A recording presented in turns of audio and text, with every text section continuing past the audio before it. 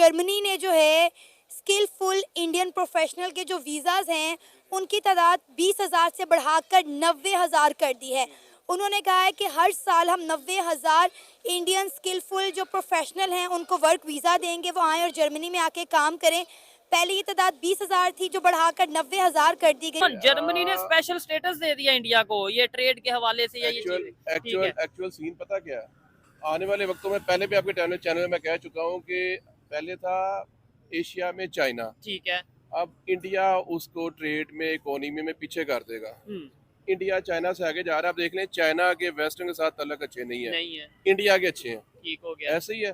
अब यही चीज़ है, इंडिया आगे जा रहा है और इंडिया की किसी के साथ मुखालफत नहीं है। अगर होती, जो आपने मुझे कहा कि यार वो ब्रिक्स में क्या है, ब्रिक्स देखने में तो ऐसे लगता है उनके खिलाफ है, ठीक है, बट चाइना उनके खिलाफ, इंडिया उनके खिलाफ नहीं है। सीधी ठीक सी हो बात गया। है, वरना वो जर्मन चांसलर वहां नहीं आता। ये दौड़ लगी हुई है, ये रेस है कि कौन सा कंट्री इंडिया से ज्यादा करीब होगा,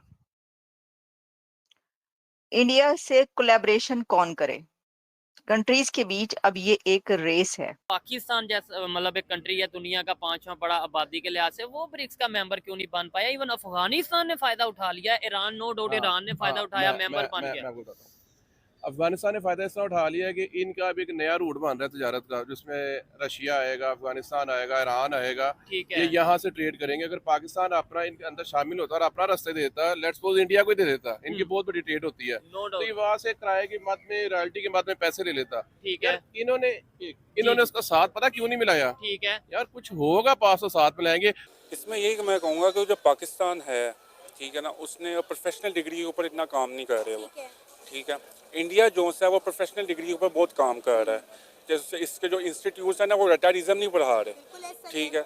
उसको वो एक मतलब डेवलपमेंट कंट्री के लिए लेने के लिए जाने के लिए सबसे पहली बात यही है कि आपने बुनियादी जो इल्म है उसको ज़माने के जो से अतवार हैं उसके मुताबिक लेके आएँ, स्किलफुल लेके आएँ। अब जर्मनी की बात कर रही हैं, आप इसराइल में देख लें, जो इसराइल इतना डेवलप कंट्री बना हुआ है, रीफा में जितने भी वर्कर्स हैं सारे इंडिया के हैं, जो सीईओ हैं सारे वो इंडियंस हैं। वो इस वजह से उन्होंने अपनी एजुकेशन के ऊपर बड़ा काम किया, स्किलफुल डिग्रीज उनको करवाई हैं और फ्री ऑफ कॉस्ट भी करवाई हैं, ठीक है। यहाँ पे अगर आप एजुकेशन अगर अच्छे इंस्टीट्यूट से लेने भी चले जाएँ तो 20 से 30 लाख रुपए आपकी डिग्री पे पड़ जाता है, ठीक है। तो ज़्यादातर बच्चे जो हैं वो ज़्यादा फिर स्किलफुल डिग्री की तरफ जाते नहीं, जैसे CA ACC है। यहाँ पे देखिए ना, रट्टा सिस्टम चल रहा है। बच्चे जो हैं रट्टा लगा रहे हैं और डिग्रियां ले रहे हैं, जबकि हम बात करें इंडिया की तो वही आपकी वाली बात, वो अपने लोगों को हुनर सिखा रहे हैं कि किस तरह जो है वो आपने काबिल बनना है। आप देखें कि इंडिया के जो नौजवान तबका है उनमें जो है हुनर कूट कूट के भरा हुआ है, काबिलियत कूट कूट के भरी हुई है।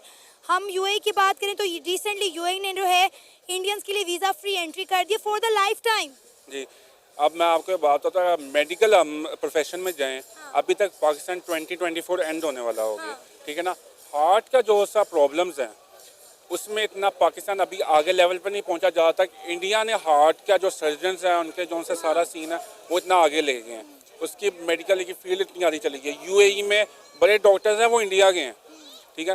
तो इस वजह से क्योंकि जो उनकी हुकूमत है, जो गवर्नमेंट है, वो कंपनसेट करती है अपने लोगों के साथ, इल्म दे रही है, स्कॉलरशिप्स दे रही है, मेरिट पे दे रही है। देखिए ये वो दौर है कि जब जो कंट्रीज हैं वो कह रहे हैं कि भाई इंडिया के साथ हमने मिलना है, इंडिया के साथ हमने करना है। अब मैं ये क्यों कह रही हूँ, इसलिए कह रही हूँ कि अभी German chancellor Olaf Sholes India होकर गए हैं और उन्होंने सबमरीन्स की बात की और जो मिलिट्री कॉन्ट्रैक्ट्स हैं उसकी बात हुई। 27 एग्रीमेंट्स तो हमारे सामने आ चुके हैं और इसके अलावा जो 90,000 वीज़ा 90,000 वीज़ास जो हैं वो खोले हैं उन्होंने एनुअली इंडियन यूथ के लिए। लेकिन अब इसी के साथ जैसे ही जर्मन चांसलर वापस गए हैं तो इस वक्त एक और साहब इंडिया पहुंच चुके हैं और वो हैं ये जो आपको एक हैंडसम से साहब नजर आ रहे हैं, इनका नाम है सांचेज पेड्रो सांचेज जो हैं ये प्राइम मिनिस्टर हैं स्पेन के। तो इस वक्त भारत में ओलाफ के बाद ये ओलाफ जो कि अभी अभी गए हैं और ये अब पहुंच चुके हैं पेड्रो सांचेज, स्पेन के प्राइम मिनिस्टर इंडिया। और ये आप देख सकते हैं कि जो इनकी मुलाकात हो रही है प्राइम मिनिस्टर नरेंद्र मोदी के साथ, और ये जो स्पेन का दौरा है स्पेन के प्राइम मिनिस्टर का इसलिए बहुत सिग्निफिकेंट है क्योंकि ये आफ्टर 18 ईयर्स है, 18 साल के बाद वो इंडिया जो है वो आए हैं।